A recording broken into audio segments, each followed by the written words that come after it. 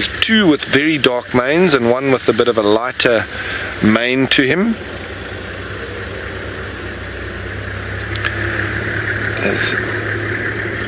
We sit here watching him. I mean, that really looked like the longest walk in history. It is really a struggle, and I might have got a bit of a limp there.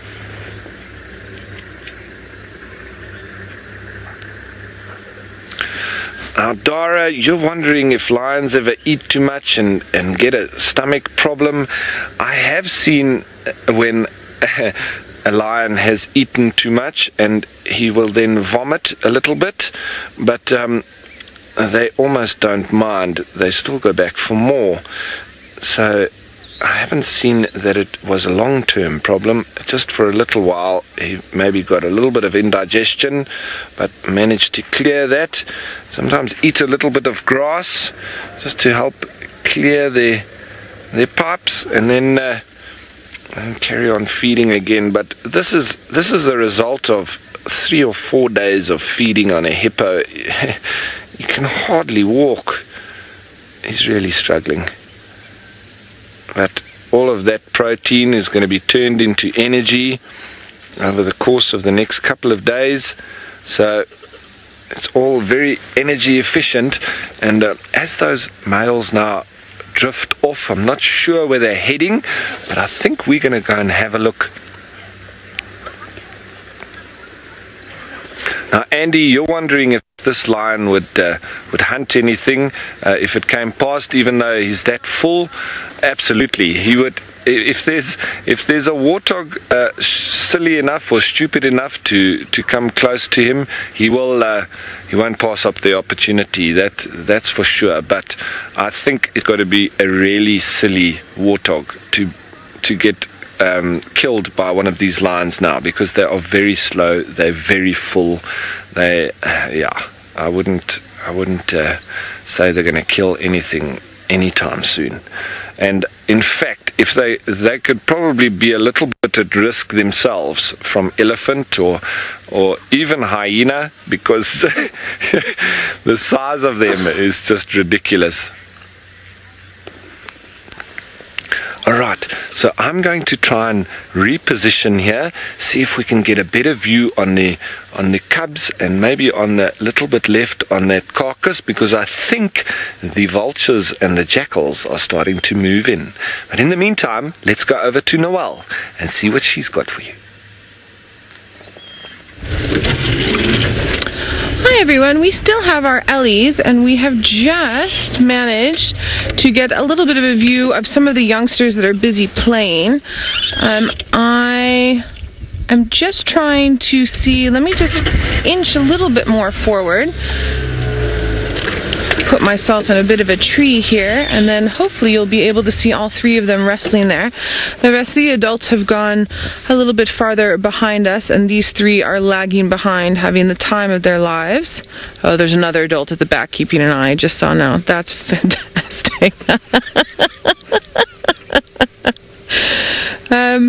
So while we were busy just moving around and following these Ellies, it seems as if the lions have decided to come more towards Chitwa Dam itself. So what we're going to do is we're going to watch our beautiful Ellies now, and then hopefully if they don't move anywhere crazy, we will be able to get a view of those lions, which would make me super happy.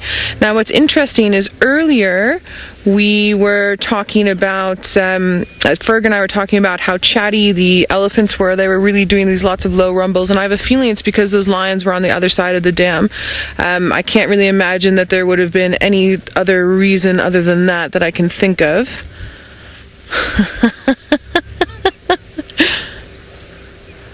We've got a little one that's sneaking up right in front of the car.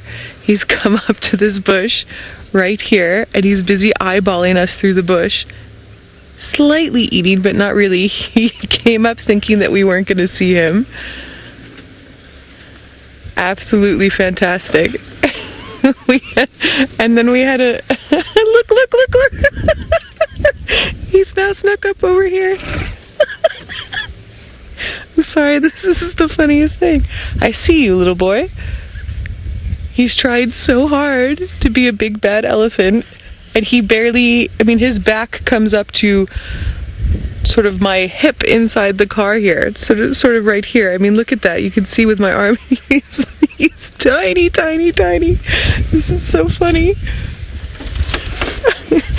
And now feeding a little bit. We'll see. Maybe he gives us another little go. No, he's backing off a little. I'm gonna move my body a little bit. There we go. Absolutely hysterical. So now the larger ones have come through, much bigger than that smaller one. These ones, their backs go up past my head a little bit. Just a little bit though. Still young elephants.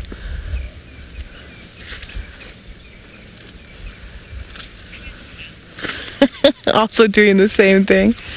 Sebastian, you're curious to know if elephants see in color. Sebastian, I'm personally convinced that they can see in muted colors. I think that they can see the way, I've got a couple friends that are colorblind with red and green. I think they can see in that way. The general idea is that they see in black and white and shades of gray, similar to predators, but I'm personally, just from experiences I've had, I'm personally convinced they can see not vibrant colors, but a bit into the color spectrum, that's for sure. So we move that a little bit. We can do. Ferg just wants us to move back a little bit now that our Ellies have moved themselves. And then shortly I'm going to have to get on the game drive radio and just double check about our lion sighting. So you'll have to excuse me when that happens. Probably in the next sort of half a minute to minute I'm going to have to get on the game drive radio. Yes, and they are indeed, Nikki. They're having a good Christmas morning. And there's a mum and an auntie that's positioned herself behind them, just keeping an eye to make sure that their rough housing doesn't get too rough. That little one giving us a little go just now was probably my favorite part of this morning. Alright, I can hear the game drive guys sort of chattering away, so I have a feeling that what we're going to do is now leave these Ellies and I'm going to start meandering towards where those lions are supposed to be. I'm going to have to get on the radio just now, so I think let's get our last little views of our cheeky little elephants. It's always good to see Ellies. And then we're going to head on over to Scott and see what he has going on, and then hopefully next time you see me we'll have lions, but we'll just have to hold thumbs and cross fingers. So let's see what Scott has to say. Well, I've got nothing at the moment, but I'm very happy you've had a wonderful sighting of those elephants with Noel, and that you've got good prospects of hopefully seeing some lion a little bit later with her. We are hoping to find you a male leopard. One of the other vehicles found some leopard tracks and we came into the area to give them a hand, and all we know is that it's a male leopard judging from the size of the footprints, and now we're just working the general area. Rather than following every single footprint, we're just going to drive the roads that take us in the general direction that that leopard was moving in, and really looking forward to hopefully finding him for you and working out who it is. So we driving on one road and the other vehicles driving on another road, so we're working, hunting in a pack. Michael, you are wondering what some of my favorite Christmas memories are? Probably getting my first bicycle, my first mountain bike, that springs to mind, and racing around my old garden. It was called an Avalanche Tundra. It was a blue mountain bike, a beast. And that's one of my favorites. Other happy Christmas memories. What can I think of? A lot of the Christmases I've spent, at least of my adult life, in the bush, and they've always been exciting in one way or another. But let me try and think back to my younger years and exciting Christmas moments. Coming up with a blank, Mike. Sadly, I'm not coming up with too much other than the Avalanche Tundra, my blue mountain bike. But I guess this morning will definitely remain as one of my Christmas highlights, to be able to see such a good quality sighting of that tiny little cub crawling out of that hole. It was just picture perfect, and I think this memory will stay with me for many years to come. we stopped and played back the video footage to some other vehicles that were driving around who don't have the joy of being able to go to that den this morning, because after a couple of vehicles has gone in, that den site has now been closed until this afternoon. But we did manage to show some other people some of the magical moments that we got to witness, and they were very, very jealous, understandably. But they do understand that it's the greater, for the greater good and the greater cause for us to not all race in to the sighting of that cub, and rather do it very slowly and take our time to habituate it.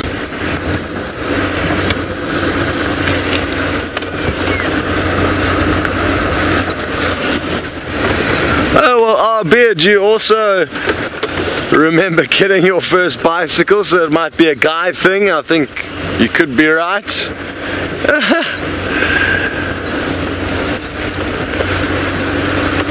Wonderful, wonderful times. I also guess just the general excitement of waking up and just waiting to be allowed to go down and open up all the prezzies and all that excitement. It doesn't matter what they are, it's just the knowledge that everyone's going to be spoiling one another with gifts. Well, it's not just the boys who remember their first bicycle. Catherine, you also remember getting your first bicycle. It's probably a parent's worst nightmare, because they know they're going to have to deal with the crashes and the chaos of that bicycle as they hand it over to you. They're like, is this a good idea or is this a bad idea? They're going to have a screaming child in a matter of time. It's just a matter of when. Now, there's been no sign of these male leopard tracks along this road, nor has there been any sign along Zoe's road, which is the road that the other vehicle that's working this area is driving along. So who knows where he may have slunk off to. This road is quite tricky because it's new and not very well used. It's not very sandy, so it's not the easiest road to see tracks on. There's little patches where it's good, but because it's not very established, it's could mean that I've missed the tracks.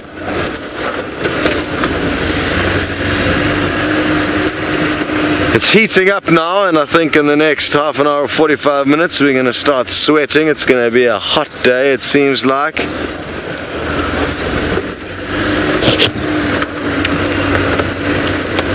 Ashton, you'd like to know if there's any Christmas traditions that are unique to Africa, and not that I know of.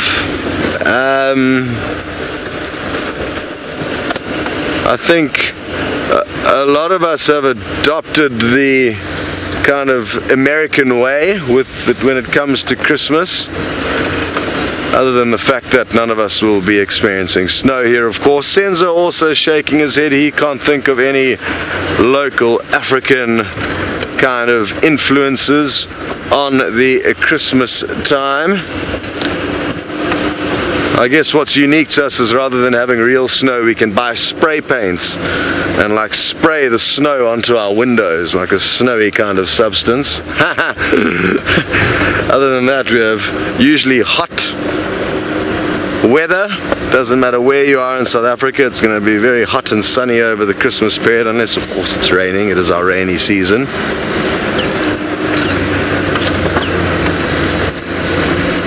Yes, so we must put our sunscreen on not to get burnt. I'm not sure if we're going to do any adventures today because it is so hot, and we celebrated our Christmas yesterday.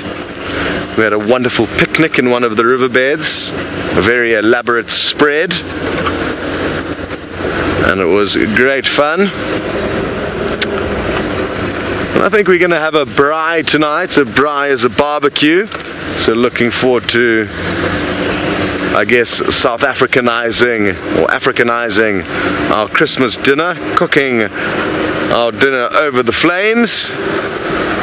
We haven't had many barbecues or braais since we've been back, so looking forward to that. Conrad and I were going to try and fix the barbecue as our Christmas present to the rest of the camp, but we didn't manage to have the right materials to fix our barbecue, which is fine. We're just going to do it more of the old school style, just putting the grid straight above our regular fireplace in camp and not cooking in a actual barbecue itself. So that's what I'm going to be doing this evening, and really looking forward to that. In the meantime, we are going to send you back up to Ralph to see what's happening in the Mara.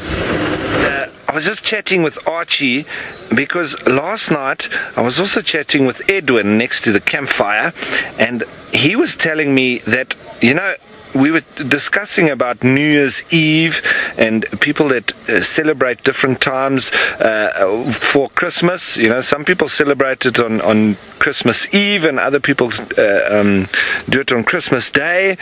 And he said that the Kenyans, they sit up on Christmas Eve, and when the clock strikes 12, everybody sings and shouts, Siku Ku! Siku Ku! So, very nice Kenyan welcoming in of Christmas Day. And that's the words Archie says to me, it literally just means that you are celebrating the holiday. So, holidays! Siku Ku! As we watch this youngster get stuck in on that little bit piece of meat that he's managed to pull off the hippo.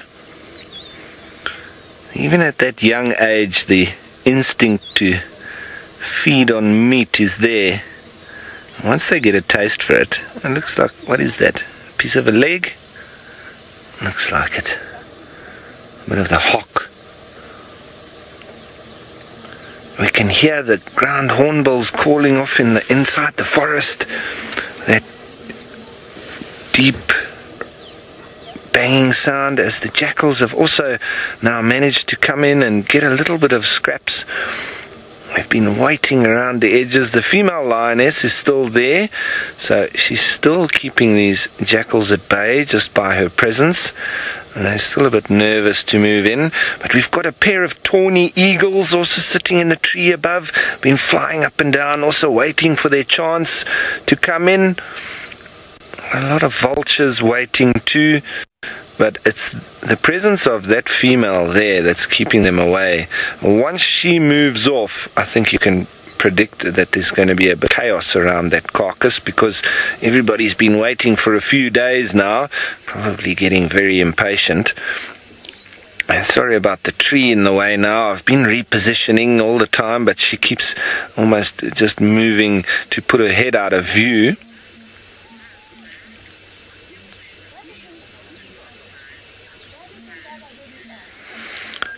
Hasman, you're asking, speaking of carcasses, what's my favorite meal for Christmas? We have a little bit of a British tradition where we like to have roast beef. Not that we have any real British in our blood, but we do like to have the roast beef and roast potatoes and some peas and carrots and a lovely gravy.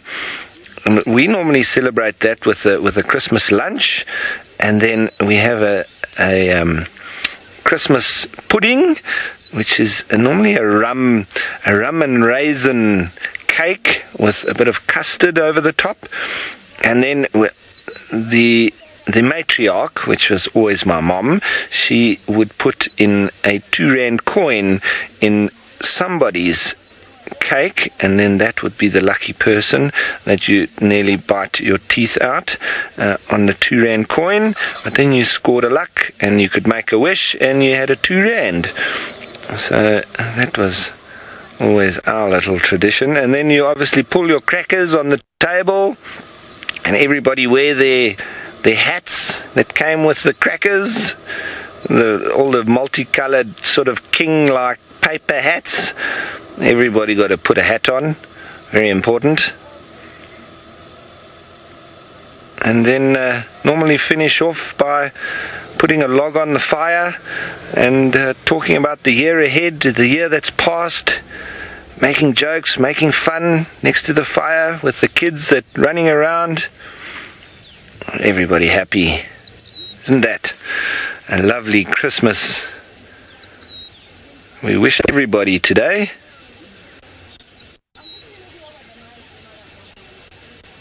And we've got some of the birds that have been hanging. There we go. I think that might be the back of one of the tawny eagles. All fluffed out. I've been waiting to have a go at this nest.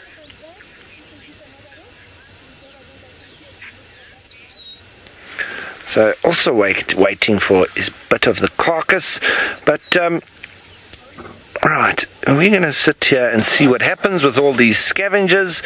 Let's send you on down to Noel, who's at Chitwa Dam.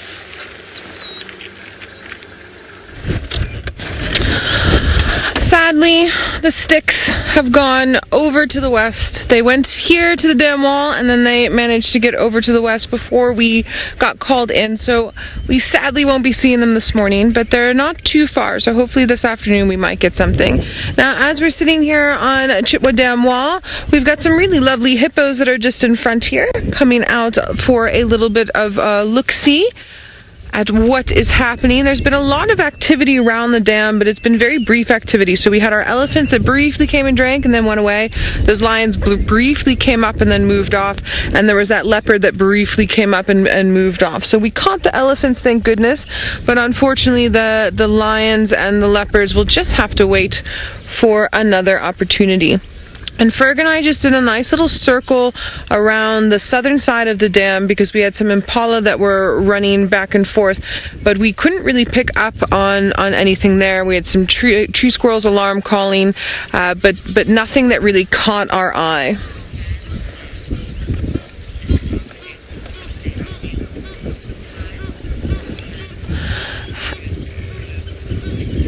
Hasman, you want to know what my favorite meal for Christmas time is?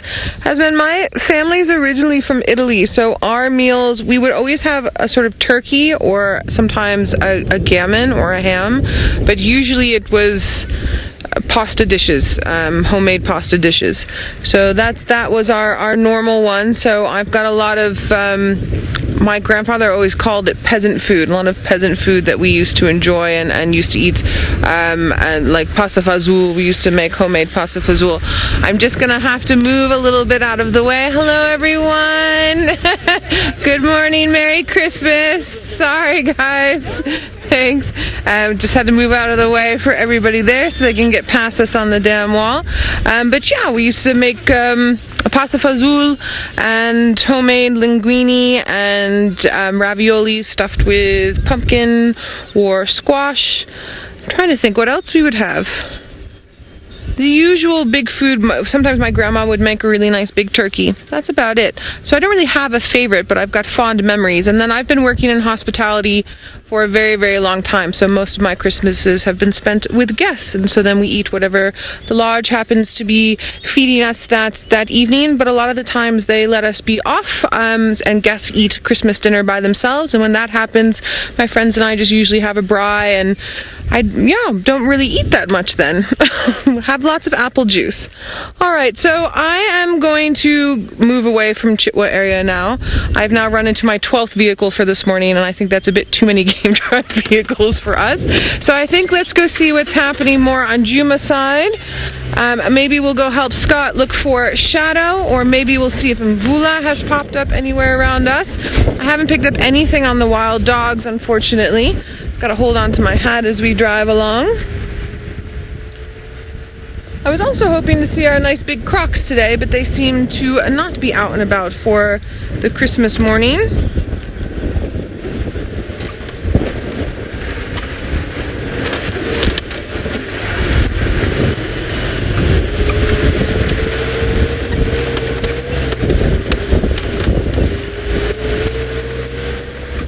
Oh, Laura, you're saying that your aunt sometimes made lasagna at Christmas. Lasagna is always good. My grandpa used to make as well. He used to make this spicy marinara sauce with sorry, I'm trying to find the American word for it, with zucchini and carrots. And yeah, that was always super good. My family is originally from the south of Italy, so we had very simple yet very tasty dishes.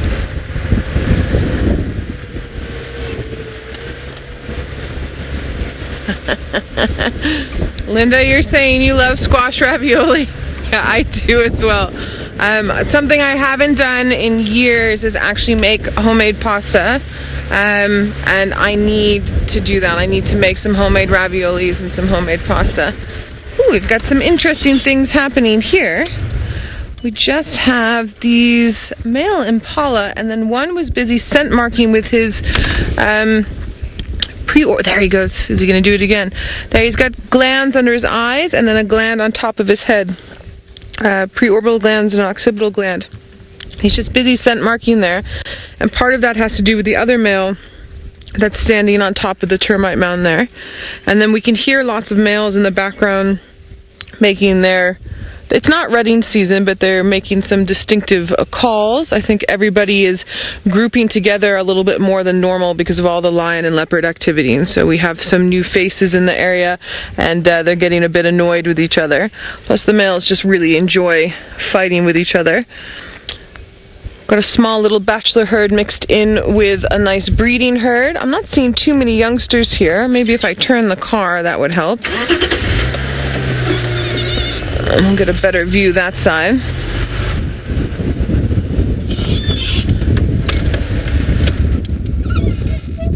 I'm really not seeing very many little ones at all. I wonder if they've put them in the creche and they're hiding the creche in the shade of a tree because it's gotten very warm. Oh, there, it's sort of 2:30, 3 o'clock. I can see a couple of little ones under there, but not as many as you would expect with a group this size. And I can hear the mums calling for some of the little ones. They've got a very deep guttural sound. Let's see if we can hear it. There's a little one. Can we hear them?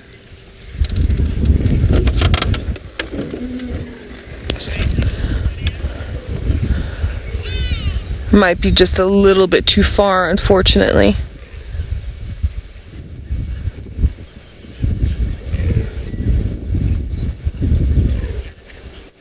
Yeah. Oh well. Sorry about that. Okay. Well, you all made it through another morning without being eaten by lion or leopard, so we'll leave you to that nice little Christmas thought. And I think let's head on over to Scott and see what he's doing as we try and find you something else to look at.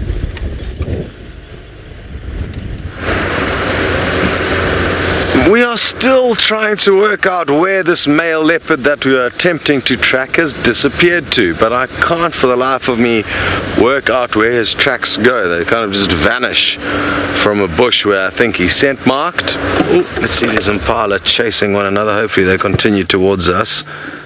It's very thick, so there's a strong chance we won't get a view, but Senzo is in the right spot. You can hear them snorting and grunting, and that was a male chasing a female around. And they do that from time to time. I was hoping he was going to continue to chase her straight towards us, but no joy. Very good. Well, good news is Aubrey is now coming past us, and he's going to get his tracker called William onto those tracks, and he'll be able to do a far better job than I will be able to do. I can't work out where he's gone, but you'll see just south of the brown ivory he was coming north, and then the tracks disappear. Very muhle. Not very muhle, but better than nothing. You guys go and have a look. You're the professionals. I'm a beginner. Cheers, guys. Have a good morning. So, rather than making the people sitting on Aubrey's vehicle feel awkward if Senzo's camera was pointing at them, that's why we just tilt the camera away. It's not that we have anything to hide. We just know that a lot of people get quite camera shy when it's pointed at them, and we don't want them to feel awkward. which makes our situation a bit awkward because then you just have to look at nothing while we're talking to these people, but it is what it is. Hasman, you would like to know what is my favorite meal at Christmas time? Well, interestingly, my family often kind of mix things up on Christmas Day, so we wouldn't necessarily have the standard ham and turkey and all those kind of bits and pieces, the more well-known Christmas specials, and sometimes we would do like a seafood Christmas, or you know, just different things, anything that we are kind of exciting our taste buds, or maybe fashionable cuisine at that kind of time of Christmas. But my favorite Christmas meal, I really do enjoy the ham. I'm not hugely blown away by turkey. But yes, I do love a honey glazed ham. What else do I like about Christmas meals? I love mince pies. Christmas cake, yeah, not a huge fan of. But I guess it's just the fact that, you know, you come together with mainly family but also friends and just have a righteous feast of whatever really suits your needs. Just like we are going to be doing this evening. I think Amanda, our very talented chef, is cooking us up a big kind of a brunch, and then we are going to be having a massive braai this evening. I've got a very sweet tooth, so I love the dessert side of things as much as I do love a lot of meat to snack on. I like washing it down with something sweet, so ice cream with something else. Amanda made us a chocolate fondant on our Christmas Eve party 2 nights ago because we were living in the future, and that was absolutely to die for. I'm gonna definitely get that menu from her. Who knows, maybe we should share it with you because it's too good not to share. Very good. We're gonna send you back to Ralph with his lions in Kenya. Cake, Scott, but at least our lion is having a wonderful feed, and the youngster also coming in to have a little bit of a feed on it as well. The hyenas are circling, and they have been running in and out. They are gathering, starting to get a little bit closer as well. I think they're probably starting to realize that it's only one lion there at the moment, and the little cub ran off a minute ago and came screaming back to mom. I think might have spotted a hyena somewhere nearby. There they are, sinister eyes and ears in the grass, waiting, biding their time. But it's almost at the time when they might actually get impatient and maybe even push this female off what's left of the carcass. It doesn't look like there's much left at all, really. So it's going to be real scraps for the scavengers that do stick around.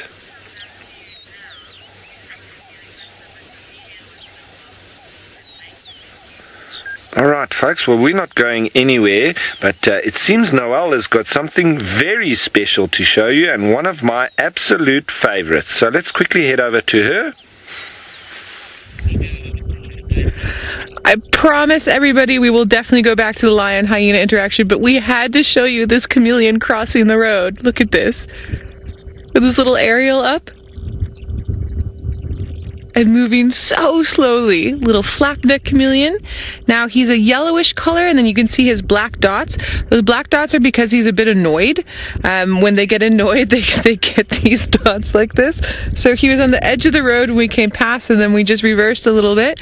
And so he's coming, he's still on his trajectory. But I'm sorry, this is fantastic. It's not something you get to see every day. Is this little guy moving around. So James Richard, if you're watching, about 2 weeks ago you asked me to find you a chameleon. I found you one. Took a while, but here we go.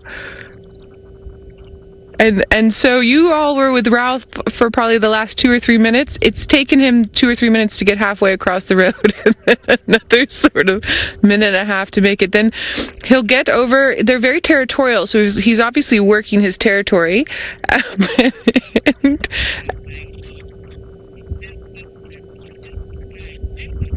Oh, look at this. Liz, you're saying, what is this guy doing? Exactly. I mean, he's doing exactly what he should be doing, but it's extremely comical. Oh, you can see the fused feet there. They've got 3 toes that are fused and then 2 so that they can grab onto branches. And then obviously slowly I'm trying really hard not to laugh too hard because it jiggles the car and we're zoomed in quite nicely. Now, the stiff tail like that, I'm going to assume has to do with his annoyance at being out in the open and crossing the road. And then when he gets over into the thicker bush, he's either going to make his way up into a tree or he might go into the smaller shrubs here and then move. You can see now he's moving more quickly. You see that? See how he changes his gait?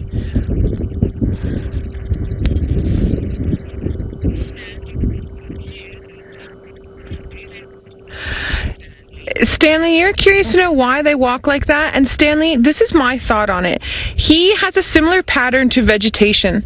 So when he walks like that, it's almost like a leaf swaying in the wind. This is just my opinion. Swaying in the wind, or some vegetation swaying in the wind.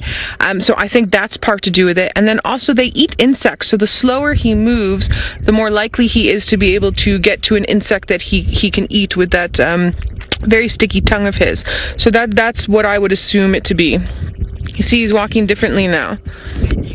All right, let's head back up to Ralph, who has the epic lion hyena sighting going on all the way up north in the Masai Mara, and we'll go back to him. And I'm glad I could share this very comical little Christmas moment with you. That was an absolutely fascinating little scene with, I think it would probably have been a flappered-necked chameleon. They are one of my favorites, especially the Namakwa chameleon up in the desert parts. They are quite terrestrial and you can track them from their very strange looking tracks.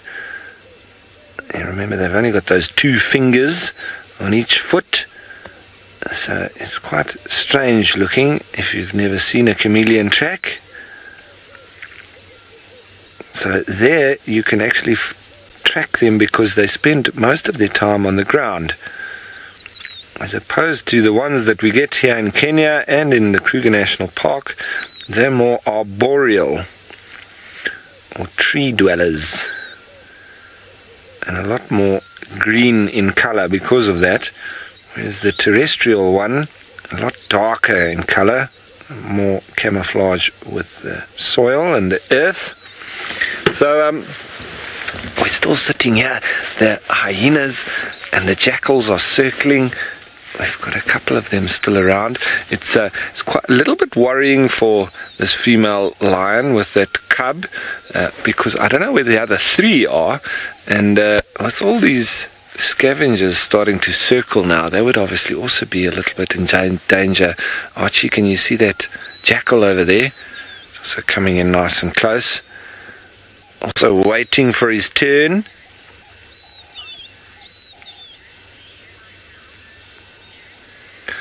Eric, you're wondering if the lions are dangerous to me right now. Well, I don't think they're a danger to anybody with the size of them and how much food they've eaten. They're almost useless. But no, in general, once you're in a vehicle, you are pretty much fine from all the predators and elephant. If I had to get out on foot here, however, that female lion, she's got cubs and she's on a kill. She might take exception to me being around on foot, but with the vehicle, they're quite used to it and they know that it's not a threat and they generally just ignore you. But it's once you're out on foot that the animals react in a much more aggressive manner because they are used to that animal with 2 legs.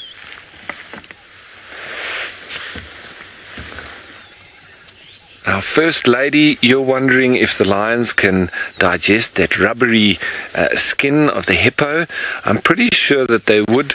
They would probably bite it up into small pieces, and swallowing that, I think it would probably be a lot easier than if they had to just swallow big pieces. But yes, they've got a very acidic stomach, so they can also reasonably well digest even bone. You do have some fragments coming through in their scat, but the one that digests all of this the best is obviously hyena. Firstly, they grind it down very well with the teeth and the jaws. They bite it into fragments and the bone and the skin, and but they have got an extremely acidic stomach. And hyena scat, when it's dry and you actually break it between your fingers, it's literally powder. It's like whitewash. It's actually amazing to think that they've taken skulls and hip bones and the biggest bones you can imagine, crunched that, swallowed it, and totally digested it into just powder. So very interesting. And look at this female now. She seems to be marking. Yep. That's what she's doing. There would have been a lot of marking around this particular site while these lions have been here, marking their territory, marking their kill, their carcass, and it does seem like the potential is there that this female has now had enough. I wonder what she's going to do about her cub.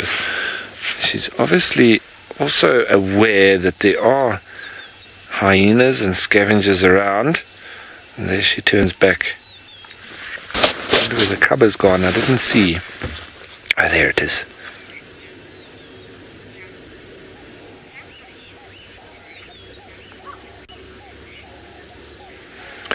Now, Jasmine, you're asking a very good question in that, can a group of hyenas attack a single lioness or lion like this? Absolutely. And that's when they'll see, hyenas will always just wait until it looks like the odds are stacked in their favor, and then they can start to gather, and they could quite easily chase her off this. And that's why I'm just a little bit concerned about this little youngster, because the hyenas are gathering. So first and foremost, they would be after that remains of that hippo, but look at them, they are waiting in the grass, waiting for their turn, and there's a few more of them in the grass, and the more we look, the more they seem to be coming. So there's jackals waiting, there's hyena waiting in the long grass, there's vultures up in the trees, there's tawny eagle, there's even ground hornbills off in the distance, but I don't think that they're here for this. I think they probably just have possibly a nest in the area. I don't know of hornbills feeding on carcasses, but I wouldn't put it past it. It is definitely possible because they do like animal protein as well. So, but that would be the first time for me seeing a hornbill on an animal carcass. Very interesting if that had to happen. But we're not going to preempt it. I do think that they're there just for their own nest, and it's a coincidence that this carcass is now near to them, where the lions have made a kill here in the bushes. Mom doing a bit of cleaning.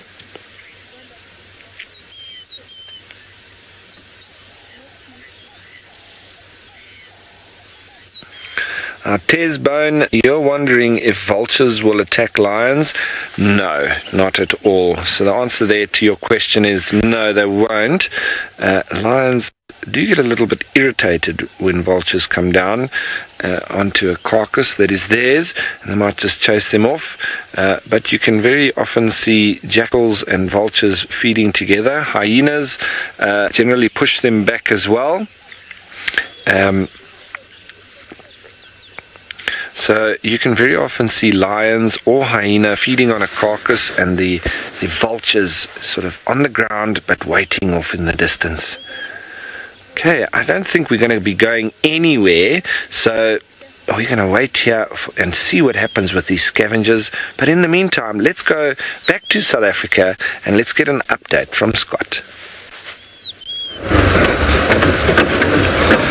Shame the scavengers are having to wait for their Christmas meal today, and I guess they are used to having to wait. Must be really, really tricky. I don't think I'd be a good scavenger.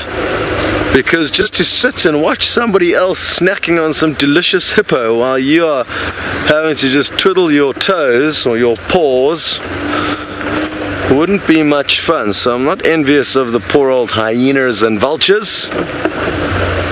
Now, Aubrey did manage to work out where that male leopard went with the help of his tracker William, and sadly he's headed west away from our property. We were right on the kind of southwestern corner of Djuma where we had those tracks, so he needed to come deeper north or east into our property, which he didn't, so he's probably on Arathusa.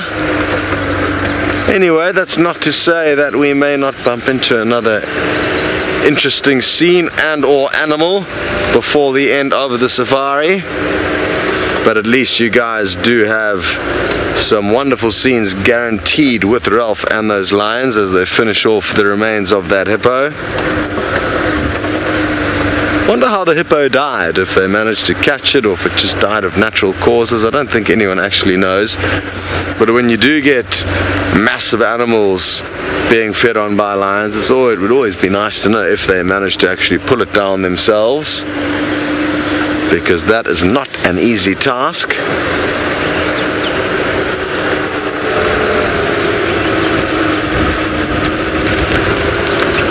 And I'm so happy this morning's been filled with all kinds of interesting things. Playful elephant sighting with Noel, obviously Tundi's little cub, that scorpion, an animal we don't get to see up close and personal very often.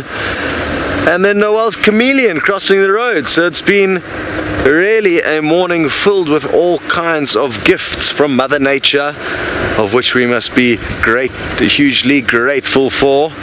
I don't think we could have got more presents this Christmas. I think we'd be greedy to have wanted anything more than what we've already got to see this morning, and the joy is it's not over just yet. Judy in California, you are happy that I'm back in town so I can find more scorpions, and I'm also very happy to be back finding scorpions, so that means we're winning. They're tricky animals because, you know, with a lot of the animals here, we don't want to interfere and ruin their days very much. Oh, we've got another leopard for the morning. A slow-moving one, not nearly as graceful as Tundi, but a leopard tortoise nonetheless. Another treasure from Mother Nature. They just keep popping up. I wonder what this tortoise would like for Christmas. We've got one that comes into camp every now and then. It's not the leopard tortoise, it's a hingeback tortoise, and it occasionally gets the odd grape. Certain animals, as a general rule, it's not good to feed the animals, but certain animals, I think like a tortoise, aren't going to become a huge pest to society if you give them the odd grape. Imagine how nice and tasty, juicy, cold grape would taste if you're a tortoise that's used to having to eat out here. They do like flowers though. Craig, you wondering if whilst following the leopard tracks I've managed to see any reindeer tracks? And no, we haven't seen any reindeer tracks, and I think the reason for that, Craig, is that the reindeers will often be flying and they don't like to land because they know that there's lions in here. So I've very seldom seen reindeer tracks.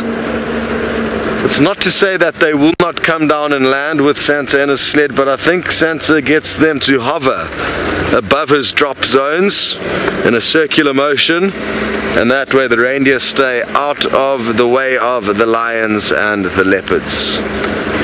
The flying reindeer, Santa's special reindeer. But I'll keep checking. It'll be great if we can find some tracks and then hopefully try and follow them down, because imagine if we found Santa and his reindeer. That would be the ultimate end, or the ultimate Christmas, if we actually get to see the big man himself. But I'm feeling like he, like the leopard, may avoid us, but thankfully you're back with Ralph in the Mara. Yeah, well, we haven't got reindeer tracks or reindeers for that, but we've got the jackals have really started getting together, and they're really wanting to move in there and have a feed.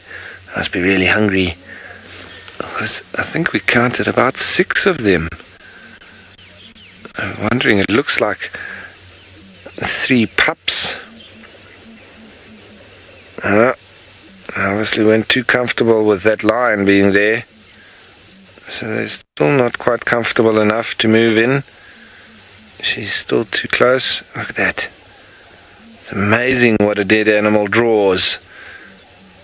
The vultures, the jackals, the hyenas, and obviously the lions who instigated the whole thing. And it seems like this is probably all from the same family, because jackals are quite territorial, and these all look around the same age. It's probably their offspring, I would say, and they're all looking in fantastic condition. Jackals can be prone to a few different skin disorders, and you can see them when they start losing their fur and looking quite scraggly, but these are looking in lovely condition. Anna Marie, you're wondering if lions go after jackals. Yes, they will if it's worth it for them. So if the jackals take on too many chances and try to get too close and try and steal this carcass, the lion will most likely chase them off. But at the time that we're at now, this female won't invest too much energy in defending what's left of this carcass. So it's almost a question of who's willing to take on a little bit of a chance here. And if these hyenas gather a little bit more, they could quite easily push her off, because she's obviously had her fill, so it's not like she hasn't fed on it at all, in which case she would then defend it almost with her life, but she could be pushed off this kill very easily now, with her having eaten so much. But the hyena is still waiting, as are the jackals, and she's still there with her cub. But Archie and I have decided that we think it's probably the best idea for us to sit here and see what happens, because we've got so many things to look at with the lion and the cub, and the little bit of what's left of that hippo carcass. We've got vultures in the tree, the jackals, the hyenas, we've got elephants off in the distance. We're listening to ground hornbills calling from inside the forest. Hoot-hoot, hoot-hoot, hoot-hoot, hoot-hoot, hoot-hoot. It's really like distant bass drums. And so the choice, I think, is made that we could literally sit here and watch any number of things. You see there, that's a little bit of a contact call, and I'm pretty sure that she's calling the other cubs. So I won't be surprised if in a minute we see the other ones coming out.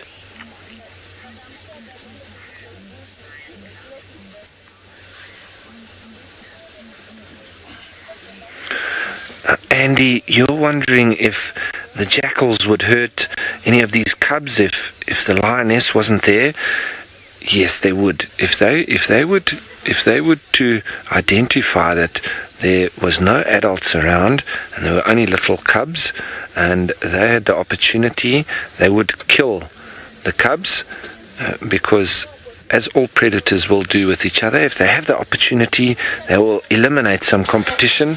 And obviously jackals also get persecuted by lions, so if they can reciprocate at any time, they will. As we go out, we will see that there's a hyena that's just come out of the forest. It's probably been hiding on the other side of that carcass, also waiting for its turn. And I tell you, it's amazing how many of these animals have literally been popping out of the brush. And it looks like the female lion has spotted this hyena, a little bit interested in what's going on this side, because there's lots of movement now, and I think this female might slowly start to get a little bit worried about what's happening here, because the net seems to be closing in on her. Everybody getting a bit impatient wanting to move in on this carcass.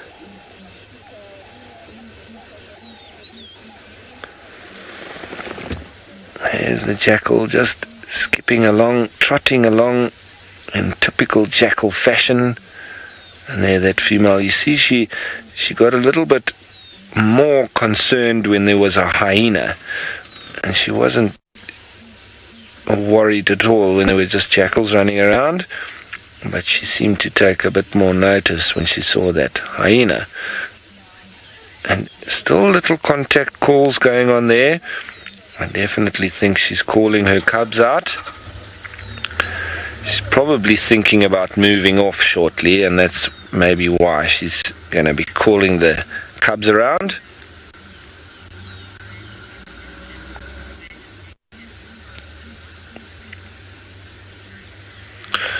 Yes, you're wondering if the lions would get injured if they took on a healthy hippo. They could do, and it's always a risk taking on big prey like buffalo and hippo and elephant, and any of the animals in that size range.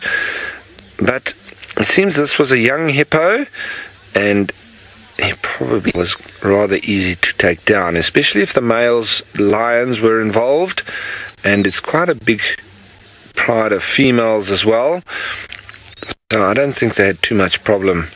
And that's why they most likely targeted this young hippo, because next to a lion they are very slow.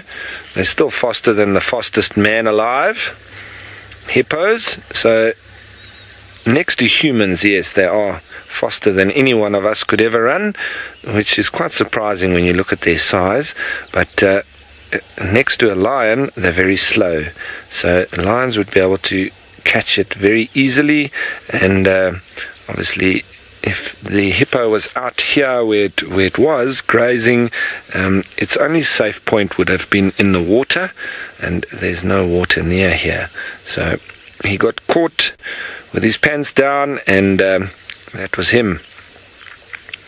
So he was a little bit far away from his safety zone. And this hyena just now facing away.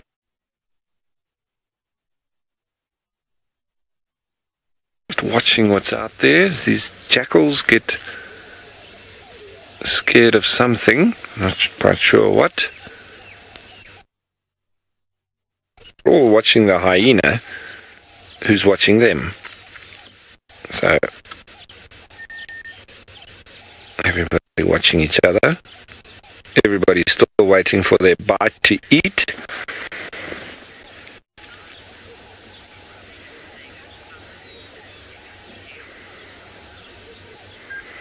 So while we watch this lovely little interaction here, we're going to be staying with this carcass, with this lion, with the cubs, with the jackals, hyenas, with the vultures, with the tawny eagles, with the ground hornbills.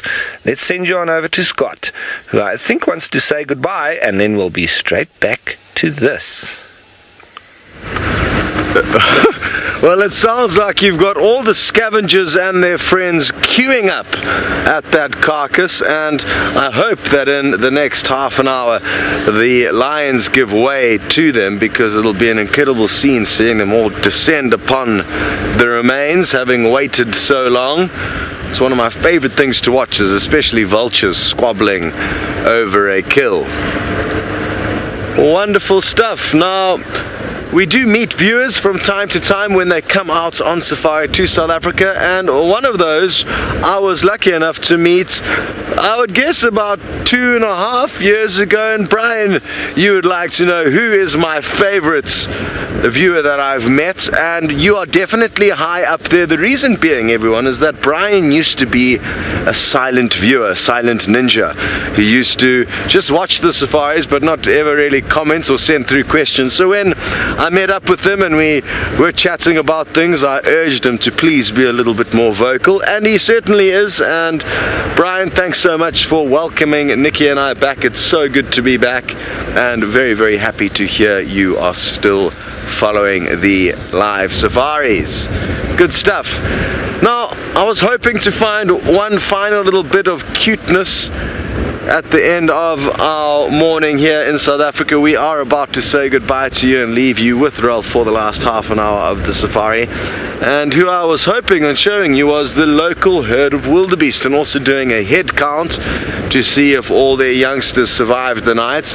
They're kind of not always here, but they do like to hang out in this big open clearing. But it appears that our luck this morning is not with us and the wildebeest, but hopefully this afternoon we'll be able to track them down and give you an update on how they're doing.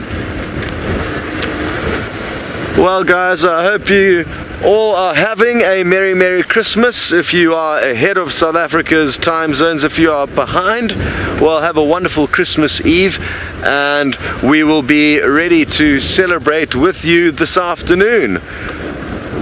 So thanks very much for all the action. It's been a wonderful morning. Goodbye from myself and Senzo.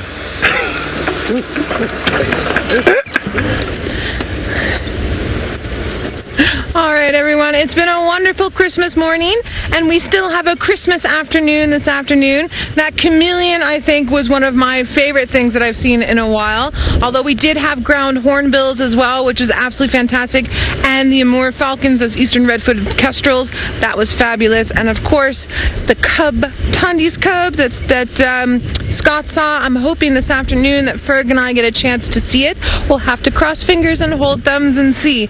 So from my end as well, you all must enjoy a very Merry Christmas morning, or if it's still yet to be Christmas morning for you, enjoy your Christmas evening, and we will see you shortly, well, 6 hours or so, and you must enjoy the rest of the drive with Ralph and Lamara. Well, thanks very much, Scott, and we hope you guys have a good day. We'll see you a little bit later this afternoon as we watch these young jackals now. The female lion or lioness has moved a little bit away from the carcass, so these scavengers actually have a little bit of a chance to move in there, but they haven't quite worked it out yet. Everybody's still waiting tentatively, even though there is a bit of a gap, because the female lion seems to be moving with the cub slowly away from the carcass. It seems that is now over for them. The hyenas and the jackals just watching. That's a roller bird that's just flying above the hyena. That's what he's been watching. The female lion has laid down again in the forest, but she's probably about 20 meters away from the carcass. She's still been contact calling for the youngsters, but here on the other side of the road, with the little two-track, this is the scene that's unfolding here. Little young jackals running up and down, hyena ever present and patient, waiting. And all the vultures still up in the tree. It's going to be a wonderful sight once one of them works out that it's free to... Ooh, these looks like a little bit of the older cubs now that are coming in. No, that's one of the other females. Alright, so it's maybe not quite as ready for the Scavengers just yet. She's also very fat.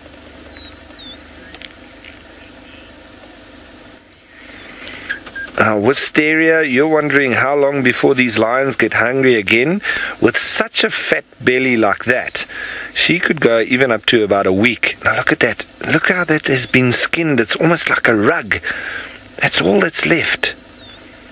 And now she wants to have a bit of a chew on that. She's really scraping the bottom of the barrel. But she looks very fat. It's not as if she hasn't eaten. It's just she's having the last little bits of what she can maybe get off this hide, or maybe she's just going to start chewing on the hide itself. It looks like she's doing that, but I doubt whether she's going to eat too much of it. That's more for the hyenas to do. I think they'll have a full go at that, and they'll probably rip that up into pieces. You see, everybody also fills their specific role. hyenas are there for a specific reason, because the lions, you'll see, they'll chew on this hide, but it gets a bit much for them and they'll eventually just leave it. And the hyenas, though, they will finish that right up. And the jackals will come in and get all the small little scraps, and the vultures as well. But everybody, none of it will be wasted. So that hippo didn't die for nothing. It's making food available to so many different animals, and all thanks to the lions having brought it down. But they're still living on the fruits of their labor, not allowing anybody in just yet. And sooner or later it will happen. And look at that skin that she's dragging now. Don't go and hide it behind the tree. There we go, at least we can still see her a little bit. And that's a different female than the one that was lying here with the cub. So she's obviously been off, had a little rest. She's come back for some more. And there's the other one. There's probably all the other females maybe dotted around in the forest. And that's probably what's keeping these scavengers at bay, just their mere presence. And I thought it was only this one, and I thought she was a little bit vulnerable on her own with the cubs, but obviously she's been reinforced with the other females hiding in the forest, and that's obviously what the hyenas know.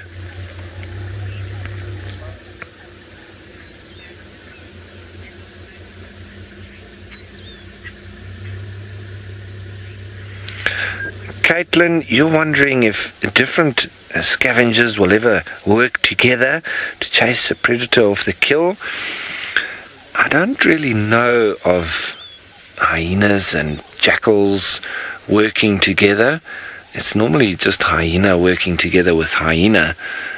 That's the biggest problem for lions, would be hyena, especially once they get into large numbers and they all decide that they do want to give it a go. The lions need to be quite careful, because the hyenas do have the potential of even killing lions. But normally if you throw one fully grown adult male lion into the mix, then it becomes like Skittles, and those hyena are dispatched with ease. Now look at that. There was our culprit that was calling a little while ago, the ground hornbill, or the southern ground hornbill, if I am totally correct. Two of them, and there was a little youngster walking around as well. Now like I said, I think there's a nest here nearby, so I think it is a coincidence that they're in the area, but I wouldn't put it past them to be keen to have a go at this carcass as well. You can all have all sorts of shapes and sizes that want to get in on the action. A little bit of meat. You have the marabou storks and the tawny eagles and the ground hornbills and the battlers, and then the jackals and the hyenas, and even sometimes you could have a warthog or even a baboon. They're all meat eaters at some stage. And hornbills will also eat meat, so there's every chance that they could come in here, but I've never seen a hornbill on a carcass. They're very rare birds to start off with, and then to have to see one on a carcass, that would be absolutely amazing.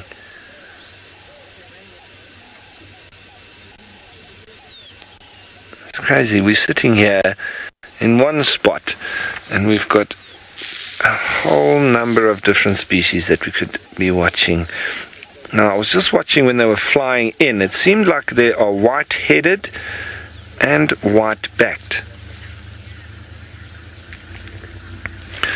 Now Scarlett, you seem to just want to know the distance between us, or understand the distance between us and the lions. I would say that just looking at the ground between us, they're probably at about between 60 and 70 meters away. So I know with that zoom it makes it look like they're very close, but they are a little bit further. Once Archie goes out there, you can see it's actually quite far away, the distance. And we've got a little bit of a drainage line as well between us and the lions. Now the two female lionesses have come down there to to that skin or the pelt that's left of the hippo. It's like chewing on an old piece of shoe, I would imagine. It's like a bit of conveyor belt. We actually need some of that, ladies, for our mud flaps on the Land Rover. You shouldn't mind leaving us some. It would be very much appreciated.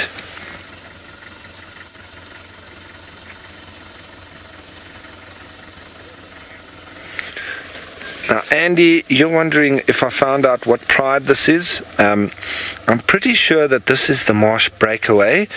It's the same female that's got it's 4 very young cubs, and that was the same one little character that has been hanging around her that we saw the other day when there was a noise or something in the bushes, and 3 of them quickly ran down to hide down the little riverbank. But there was the one that hung around the females, almost like it wasn't scared of whatever it was that the others heard. And it seems like the same kind of situation here. We've got a small young cub that is punching above his weight and not scared of anything, and the other 3 that disappear off and hide and do as mommy tells them.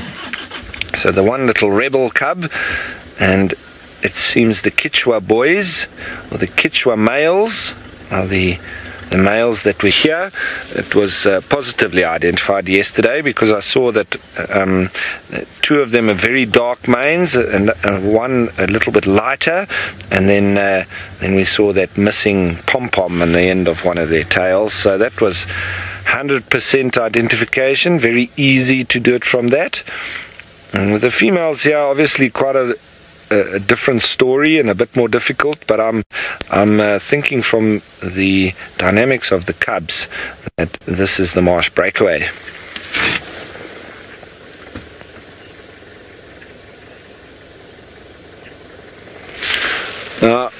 Connor, you're wondering which animals would be able to eat that hippo hide. As you can see, the lions can. They're not great at it though. You'll also have the hyenas, who are probably the best at it, and they'll probably flatten that as soon as these lions give them a chance. The jackals, they'll also pull off little pieces, but thinking of other birds and animals that would be able to feed on that hide, the vultures obviously would also pull and bite away at it.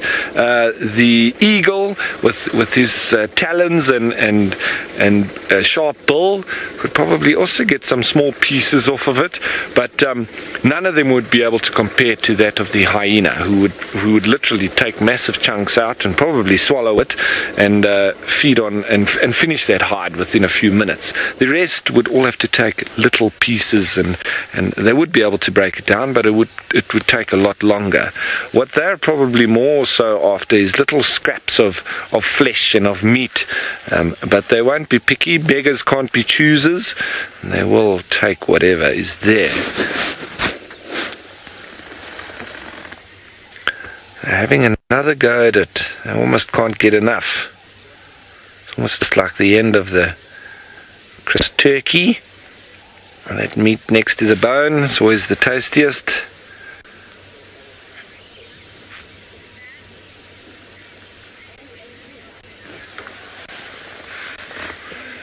Stanley, you're wondering if anything is wasted when a mammal dies.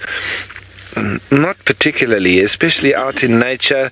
You know, even if it is left just to totally decompose after having died of natural causes, there are a number of different species of invertebrates and birds and all sorts that will come in and start to feed on that carcass. And if you had to put a time lapse on a carcass with not even birds coming in, so no predators, only left to the decomposers and the invertebrates and insects, etc., you would probably see that carcass disappear within a couple of weeks, from a full mammal to literally disappearing into the soil. And there would be the bones left, obviously, that would take quite a longer to degrade.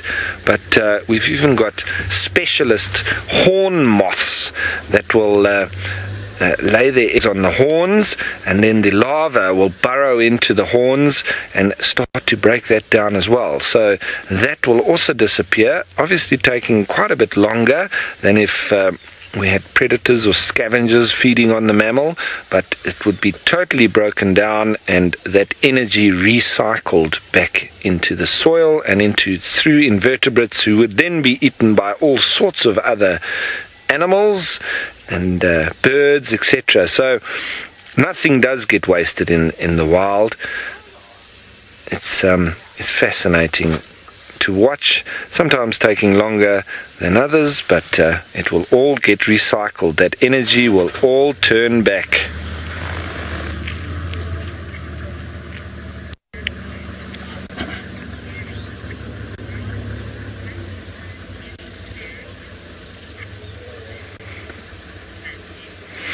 Now, Matthew, you're looking for a scary Christmas story and wondering if I've had any scary encounters with lions. Well, Matthew, I've got to think about that, not because I need to think about when I had a scary incident with lions. I've just had so many that I'm thinking of a good one to tell you. There was once when I was training some trails rangers, and we were walking towards where we were going to be sleeping out for the evening, and we had set up a lovely bush fly camp. Just put a tarp up in the tree, and I was walking the trails rangers, the incumbent trails rangers, into camp, and on our way in there we did come across a pride of lions. So we all went according to protocol. We went down, we made ourselves less threatening, and we watched these lions for a little while, and they were very relaxed. It was the middle of the day. There were 3 male lions with a few females, and so very relaxed in the middle of the day, and it was great. And we circled around them, everybody fine. Lions didn't even get up afterwards, and we went into camp. So the whole point behind us doing those walks was because the students wanted to get more experience in those kind of encounters. So with us having identified that there were some lions in the area, we decided to go back to them later on in the afternoon, which is what we did. And the incumbent trails rangers spotted them nice and early, and we had a nice view of these lions, but the time of day was obviously a bit different in that it was a little bit later in the day, and while we were sitting watching them, they started to yawn and they started to wake up a little bit. So we thought that it was probably a good idea for us to move out. And as we started to move out of the situation, these 3 male lions took it upon themselves to start to charge us. So while Archie just pans over there, I'm going to continue my story. So while we were backing up, these lions decided to charge us. Now, with charging lions, it's very important for you to stand your ground and maybe even shout at them to just get them to back up. You keep facing towards them, because even a turned head could make them want to jump on you. It's like pulling a piece of string for a little kitty cat. And so we had this little game going on. Even though it was a very loud and aggressive and crazy game, the lions were keeping us in a little game where they would charge, and we had to then stand our ground and shout at them, and then they would turn around and walk away, which is the time when we started to back up, walking backwards, keeping our eyes on them, and then they would charge again, which is when we had to stop and shout at them and stand our ground once more. And this went on for about 20 minutes, and they didn't allow us to get any space on them. So there was a lot of shouting and standing our ground, and lions making lots of noise and charging us, and then they would turn around and we would then back up, and then they would charge us again, and then we had to shout at them. And so it was quite a stressful 20 minutes. I think everybody was at their wits' end, and once we got towards 20 minutes, and we had backed up a little bit along the road, even though the lions were closing the space. Luckily, my co-worker had heard all the commotion, and so he had in the meantime then jumped in the Land Rover to come to our rescue, and in the proceeds got stuck. So, and we didn't know this, but so what happened then was the lions continued to charge us, and I was then at the point where my nerves were shot, and so I said to my backup guide, I said to him, the next time that they charge, please just shoot a bullet into the ground in front of them so that we can at least just diffuse the situation completely. So that was the next thing to be done, and luckily within that time taken before the lions could charge us again, my co-worker had managed to get the Land Rover unstuck out of the river, and he then came and drove between us and the lions, and everybody jumped on the vehicle. We reversed out of there, and there were laughter, there was screams of joy, there was crying, there was all the emotion on that Land Rover. And we then drove into camp and had some cold drinks and watched the fire and spoke about that story for the next few days. And it actually landed up on Caught in the Act on National Geographic. One of the students, one of the incumbent rangers, actually sent the video into National Geographic, and it landed up on there. So that was one of my scary little stories with lions. I do have many others, but while we watch these lions still feeding on the last little bit of hide here, another little story that I do have was with a similar group of incumbent trails guides.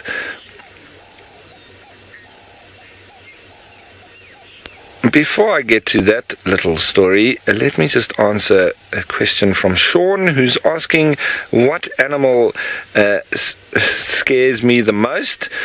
Sean, I have to say that I have no problem standing 5 meters away from an elephant. I've got a little bit of a problem with lions charging me for 20 minutes, but I can live with that. I can deal with that. I can live with black rhino charging me. I can live with quite happily walking near to herds of buffalo. I can even quite easily handle a snake in my tent, but one thing I cannot handle are spiders, and I've got arachnophobia. I think maybe because I watched that movie when I was about 6 years old, where the spiders became human size and nearly devoured the entire planet, and whenever I see a spider, I think it's going to eat me. So you can put a snake around my neck, but if you put a spider near my hand, I'm going to nearly jump out of the car. So it's just one of those things. I can't deal with it, but yeah, so I'll swap snakes for anybody's spiders any day. So back to the story and back to the lions feeding over there. The one night we were camping out with some of the incumbent trails rangers, and we made a lovely fire, and we were cooking some traditional South African sausage on the fire, and this obviously wafted in the breeze, and the nearby lions, which we were unaware that there were any lions nearby, but they must have smelt this lovely smell of cooking sausage over the open fire. And we had the very big male called Shaka. The name was very apt because he was a very big lion and very proud, like the Shaka Zulu king. He came waltzing into our campsite, and I just remember a picture of, in the firelight, seeing in the distance this male come into the light.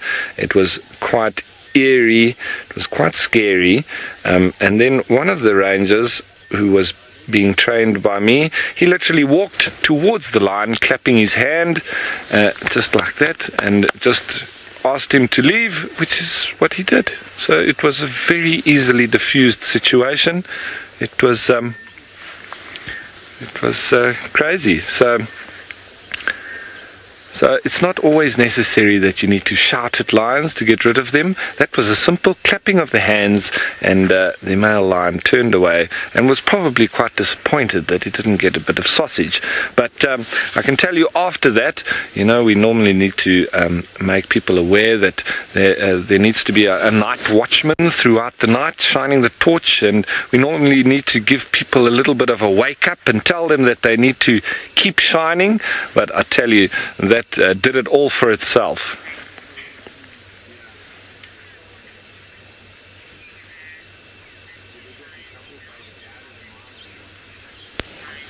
Now, mind warp, you're wondering what would happen if I actually had to run at these lions right now.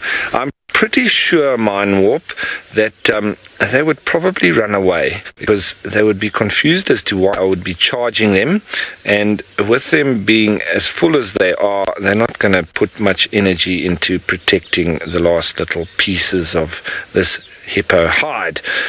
So I think that's what would happen, but I'm not going to see or test that theory while we watch a beautiful lilac-breasted roller, the national bird of Botswana and of Kenya, I believe.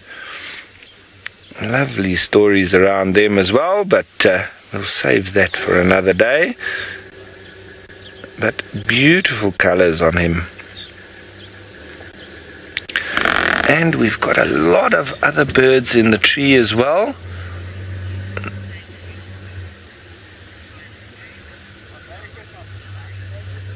Now, Laura Moore, you're agreeing with me that you find spiders rather difficult.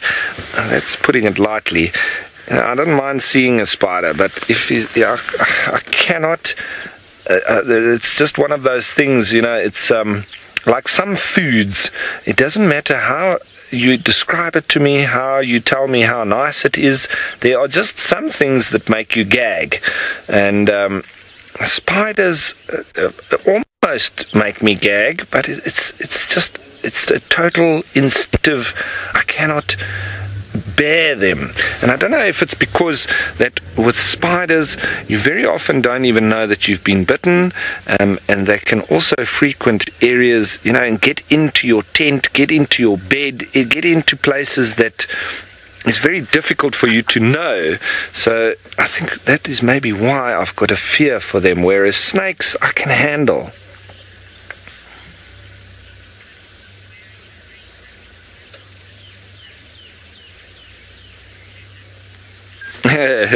We've got a comment there. Am I not supposed to be wearing the red hat and not the shifter? Well, let me just actually show you here. I know you might lose a little bit of my voice because that's got my microphone in it, but let me show you. It lands up a little bit like a yarmulke. So that's the reason why I haven't been wearing it. It's because I've got a massive head. But yeah, and it doesn't have my microphone in it, so I've got to keep this hat on in the meantime, but I will wear it a bit later. But yeah, I've got a massive head and now everyone's laughing at my huge head, so thank you for that. As that lilac-breasted roller comes down, he looks like he may have spotted an insect jumping around, so we've got all sorts of little kills and action going on here. If it's not the lions feeding on the hide, it's a lilac-breasted roller jumping through the grass. He had obviously spotted an insect. There he goes. Oh, and he's already swallowed it down. Well done, Mr. Roller. Beautiful colours on them, isn't there?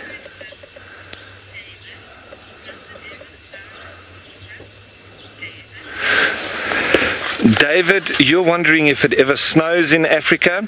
Well, on the highest peaks and the tallest mountains, it snows every year. Here in Kenya, I believe it snows on Mount Kenya and on Mount Kilimanjaro as well, as the ground hornbills seem to be coming in and investigating this carcass. So I think they are getting interested. But it does randomly snow as well when we have some extreme cold fronts, and we have even had snow in Johannesburg, which is totally unusual, but it has happened all the same. So folks, there's a whole number of birds now moving in. The hyenas are still around. The jackals are here.